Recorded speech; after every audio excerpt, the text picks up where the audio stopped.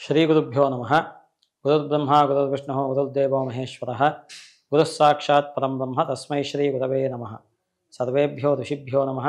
ಸರ್ವೇಭ್ಯೋ ಶಾಸ್ತ್ರಪ್ರವರ್ತಕೇಭ್ಯೋ ನಮಃ. ಸಮಸ್ತ ವೀಕ್ಷಕರಿಗೆ ನಮ್ಮ ಮೀಡಿಯಾ ಬಜಾರ್ ಯೂಟ್ಯೂಬ್ ಚಾನಲ್ ಮುಖಾಂತರ 2025 ನೂತನ ಆಂಗ್ಲ ವರ್ಷದ ಶುಭಾಶಯಗಳು. ಭಗವಂತ ಎಲ್ಲರಿಗೂ ಒಳ್ಳೆಯದನ್ನು ಮಾಡಲಿ.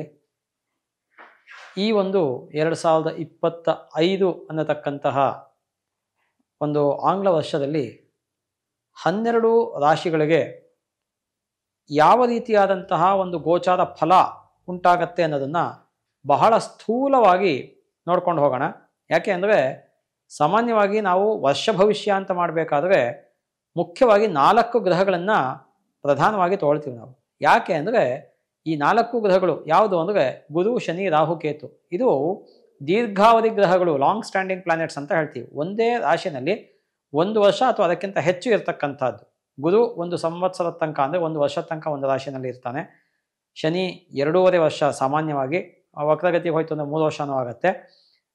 ರಾಹುಕೇತುಗಳು 18 ತಿಂಗಳು ಅಂದರೆ 1.5 ವರ್ಷ ಒಂದೇ ರಾಶಿನಲ್ಲಿ ಇರ್ತಾರೆ.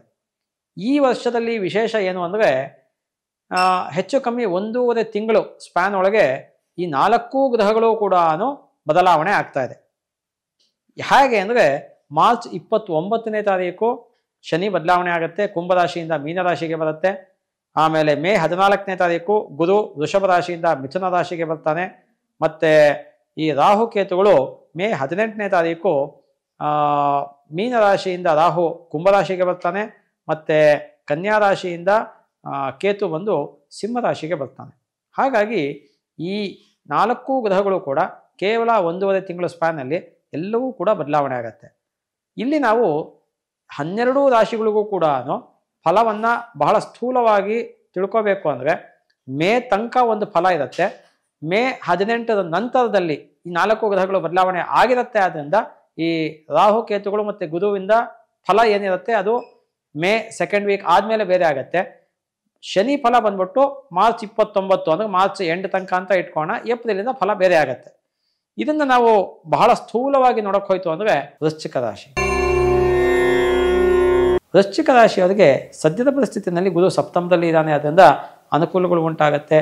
ವಿದೇಶ ಪ್ರಯಾಣ ಆಗ್ತಕ್ಕಂಥದ್ದು ಅಥವಾ ದೂರದೇಶ ಪ್ರಯಾಣ ಆಗ್ತಕ್ಕಂಥದ್ದು ಅನುಕೂಲಗಳು ಉಂಟಾಗೋದ್ರ ಜೊತೆಗೆ ನಿಮಗೆ ಮಕ್ಕಳಿಗೂ ಕೂಡ ಅನುಕೂಲಗಳು ಉಂಟಾಗುತ್ತೆ. ಜೊತೆಯಲ್ಲಿ ನಿಮಗೆ ಈ ಒಂದು ದ್ರವ್ಯ ಅಥವಾ ಧನ ಲಾಭ ಉಂಟಾಗ್ತಕ್ಕಂಥದ್ದು, ವಸ್ತ್ರಾಭರಣ ಲಾಭ ಉಂಟಾಗ್ತಕ್ಕಂಥದ್ದು, ವಾಹನ ಅಥವಾ ಮನೆಯನ್ನು ಖರೀದಿ ಮಾಡ್ತಕ್ಕಂಥದ್ದು ಅಥವಾ ಭೂಮಿಯನ್ನು ಖರೀದಿ ಮಾಡ್ತಕ್ಕಂತಹ ಯೋಗ ಉಂಟಿರುತ್ತೆ ಸದ್ಯದ ಪರಿಸ್ಥಿತಿಯಲ್ಲಿ. ಆದರೆ ವೃಶ್ಚಿಕ ರಾಶಿಯವರಿಗೆ ಮೇ 2nd ವೀಕ್ ಆದಮೇಲೆ ಗುರು ಅಷ್ಟಮಕ್ಕೆ ಬರ್ತಾನೆ. ಆದ್ದರಿಂದ ಪ್ರಾಣಾಪಾಯ ಉಂಟಾಗ್ತಕ್ಕಂಥದ್ದು ಇರುತ್ತೆ. ಅದೇ ರೀತಿಯಲ್ಲಿ ಹಣದ ವಿಚಾರದಲ್ಲಿ ತುಂಬಾ ಕಷ್ಟ ಉಂಟಾಗ್ತಕ್ಕಂಥದ್ದು, ವೃಥಾ ಸಂಚಾರ ಅಂತ ಹೇಳುತ್ತೆ, ವೃಥಾ ಅಲೆದಾಟ ಅಂತ ಹೇಳುತ್ತೆ. ಅಂದರೆ ಫ್ರೂಟ್ಲೆಸ್ ಟ್ರಾವೆಲಿಂಗು. ನೀವು ಹೋಗ್ತೀರಾ, ಕೆಲಸ ಆಗೋದಿಲ್ಲ, ಯಾವುದೋ ಕೆಲಸ ಅಂದ್ಕೊಂಡು ಹೋಗಿರ್ತೀರ, ಆ ಕೆಲಸ ಆಗೋದಿಲ್ಲ, ಈ ಥರ ಎಲ್ಲ ಆಗ್ತಕ್ಕಂಥದ್ದು ಇರುತ್ತೆ. ಮತ್ತು ಪದೇ ಪದೇ ಕೆಲವು ಸತಿ ತೊಂದರೆಗಳು ಕಾಣಿಸ್ಕೊಳ್ಳುತ್ತೆ ಆವಾಗವಾಗ ನಿಮಗೆ. ಮತ್ತು ಅನಾರೋಗ್ಯ ಉಂಟಾಗುತ್ತೆ, ನಾನಾ ರೀತಿಯಾದಂತಹ ಕಷ್ಟಗಳು ಕಾಣಿಸ್ಕೊಳ್ಳುತ್ತೆ. ಮನೆಯಲ್ಲಿ ಹಿರಿಯರಿಗೆ ಅನಾರೋಗ್ಯ ಉಂಟಾಗ್ತಕ್ಕಂಥದ್ದು ಇವೆಲ್ಲವೂ ಕೂಡ ಉಂಟಾಗ್ತಕ್ಕಂಥದ್ದು ಕೂಡ ಇರುತ್ತೆ. ಹಾಗಾಗಿ ಈ ವೃಶ್ಚಿಕ ರಾಶಿಯವರು ಮೇ ನಂತರದಲ್ಲಿ ಗುರುವಿನ ವಿಚಾರದಲ್ಲಿ ಬಹಳ ಎಚ್ಚರಿಕೆಯಲ್ಲಿ ಸಂವತ್ಸರ ಪರ್ಯಂತ ಅಂದರೆ 2025 ಮುಗಿಯೋ ತನಕ ಕೂಡ ಇರಬೇಕಾಗತ್ತೆ. ಅದೇ ರೀತಿಯಲ್ಲಿ ಶನಿಯ ಒಂದು ಬಲಾಬಲವನ್ನು ನೋಡಿದಾಗ ಸದ್ಯದ ಪರಿಸ್ಥಿತಿಯಲ್ಲಿ ಶನಿ 4ನೇ ಮನೆಯಲ್ಲಿದ್ದಾನೆ. 4ನೇ ಮನೆಯಲ್ಲಿತ್ತು ಅಂದರೆ ಧನನಾಶ ಆಗತ್ತೆ, ಮತ್ತು ತಾಯಿಗೆ ಅನಾರೋಗ್ಯ ಉಂಟಾಗತ್ತೆ, ವಾಹನ ಅಪಘಾತಗಳು ಉಂಟಾಗತ್ತೆ, ವಿದ್ಯಾಭ್ಯಾಸದಲ್ಲಿ ತೊಂದರೆ ಉಂಟಾಗತ್ತೆ. ಅಂದರೆ ಏನೋ ಒಂದು ರೀತಿಯಾದಂತಹ ಆಲಸ್ಯ ಅನ್ನೋದು ಓದೋ ವಿಚಾರದಲ್ಲಿ ಮಕ್ಕಳುಗಳಲ್ಲಿ ಕಾಣಿಸ್ಕೊಳ್ಳುತ್ತೆ. ಉದ್ಯೋಗದಲ್ಲಿ ಇರ್ತಕ್ಕಂಥವ್ರಿಗೂ ಕೂಡ ಕೆಲಸದಲ್ಲಿ ಒಂಥರ ಬೇಸತ್ತು ಹೋಗ್ಬಿಟ್ಟಿರ್ತಾರೆ, ಇವೆಲ್ಲ ಆಗುತ್ತೆ. ಆದರೆ ಶನಿ ಮೇ 18ರ ನಂತರ ಮಾರ್ಚ್ 29ರ ನಂತರ ಶನಿ 5ನೇ ಮನೆಗೆ ಬರ್ತಾನೆ.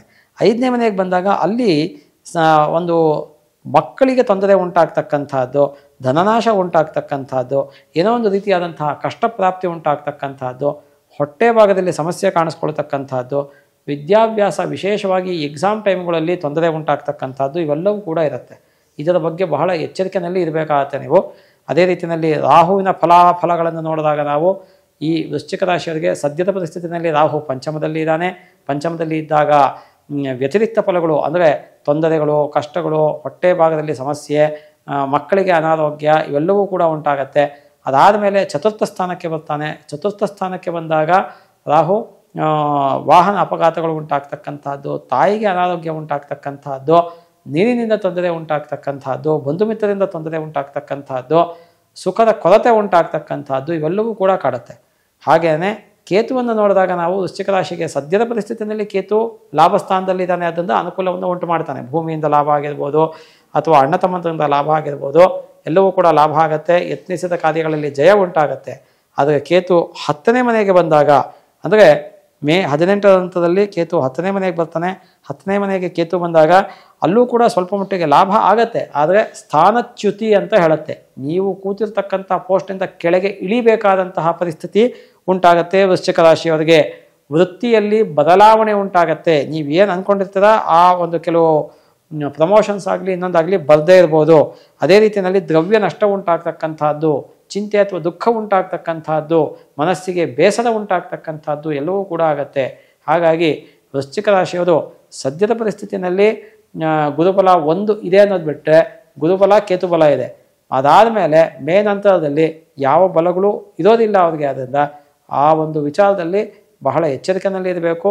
ಗುರು, ಶನಿ, ರಾಹು, ಕೇತು 4 ಗ್ರಹಗಳಿಗೆ ಶಾಂತಿಯನ್ನು ಮಾಡ್ಕೊಳ್ತಕ್ಕಂಥದ್ದು ಸೂಕ್ತ. ಅದೇ ರೀತಿಯಲ್ಲಿ ಗಣಪತಿ ಪೂರ್ವಕವಾಗಿ ಹರಿಹರರನ್ನು, ದುರ್ಗೆಯನ್ನು, ನಿಮ್ಮ ಮನೆ ದೇವರನ್ನ, ಗುರು ಹಿರಿಯರನ್ನು ಆರಾಧನೆ ಮಾಡ್ತಕ್ಕಂಥದ್ದು ಕೂಡ ಬಹಳ ಸೂಕ್ತ ಆಗಿರುತ್ತೆ. ಅದೇ ರೀತಿಯಲ್ಲಿ ಪಶು ಪಕ್ಷಿಗಳಿಗೆ, ಹಸುವಿಗೆ ಆಹಾರವನ್ನು ಕೂಡ ಕೊಡ್ತಕ್ಕಂಥದ್ದು, ಕಷ್ಟದಲ್ಲಿರ್ತಕ್ಕಂಥವ್ರಿಗೆ ಕೈಲಾದ ಸಹಾಯವನ್ನು ಮಾಡ್ತಕ್ಕಂಥದ್ದು ಕೂಡ ಮಾಡೋದ್ರಿಂದ ಈ ವೃಶ್ಚಿಕ ರಾಶಿಯವರಿಗೆ ಅನುಕೂಲಗಳು ಉಂಟಾಗತ್ತೆ. ಈ 2025 ಅನ್ನತಕ್ಕಂಥ ವರ್ಷ ಎಲ್ಲರಿಗೂ ಕೂಡ ಒಂದು ಒಳ್ಳೆಯ ಒಂದು ಫಲವನ್ನು ಕೊಡಲಿ ಅಂತ ಭಗವಂತನಲ್ಲಿ ನಾವು ಕೂಡ ಪ್ರಾರ್ಥನೆ ಮಾಡ್ತೀವಿ. ಸರ್ವೇ ಸುಜನಾ ಸುಖಿನೋ ಭವಂತು, ಸಮಸ್ತ ಸನ್ಮಂಗಳಾನಿ ಭವಂತು.